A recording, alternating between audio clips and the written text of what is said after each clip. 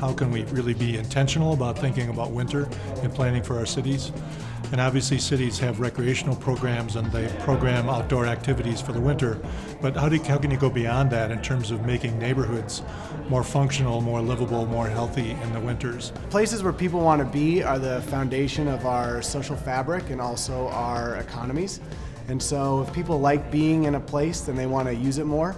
The more that people use a space, they start establishing habits and routines there. And through those habits and routines, that supports relationships and enterprise.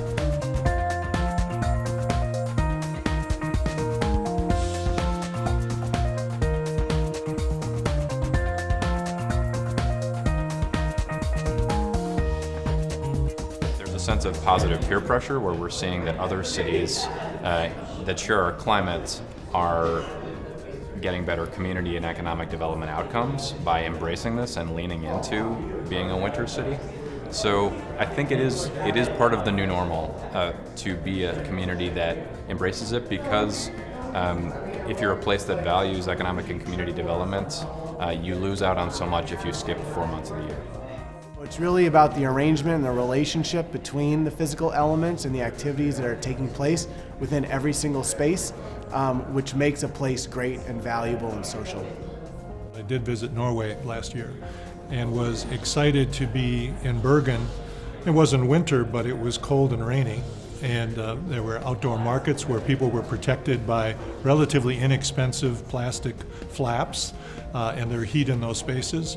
And when the rain stopped, you went out on the plaza and there were blankets at every table. And literally people would go there on a Saturday night, sit with their friends. The restaurants would come out and wait on people, and it was where people socialized, very much like an Italian piazza, if you will. Great places create value for commercial and community interests, and we've really demonstrated that there's a win-win there. And by focusing on how both commercial and community entities can benefit, it really unlocks a lot more resources that haven't otherwise been available to create this sense of delight and create these strong places. If you do something very unique, people embrace it. They're looking for new experiences, and so having something that's a little out of the ordinary you can't find somewhere else has been a very successful formula. More and more developments that are happening in downtown Minneapolis are investing in a high quality interface between public and private space and treating the sidewalk outside of these properties as the kind of the front porch of the developments that need to be successful in all seasons. As I think about some of the great places that we've had a chance to work on in the Twin Cities, it started with visioning, and it started by engaging a group of citizens, and the ideas grew over time. You didn't start with the idea of doing a heart of the city. It started with the idea of how can we make Nicollet Avenue a more attractive corridor, and it grew from there. If we could do this, could we do more? And it was really through the kind of the passion of 120 citizens who volunteered their time that opportunity grew. It can take a generation to realize the possibilities in some of these places, and it's that incremental investment moving toward that vision that ultimately makes it successful.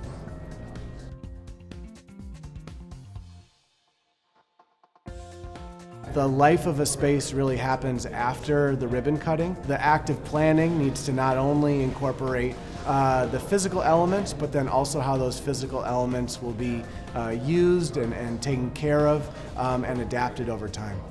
It's easy to raise money to build something, and people are excited about the ribbon cutting.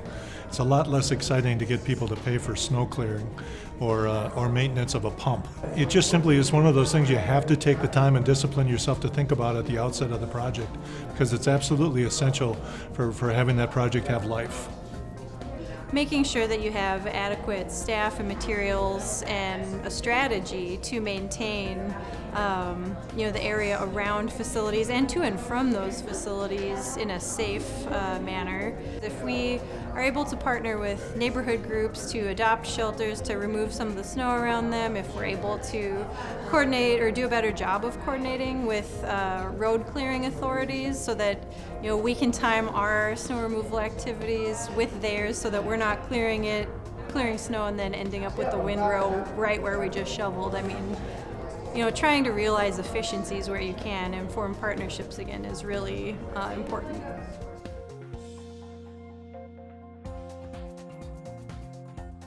We think it really can be a catalyst to investment.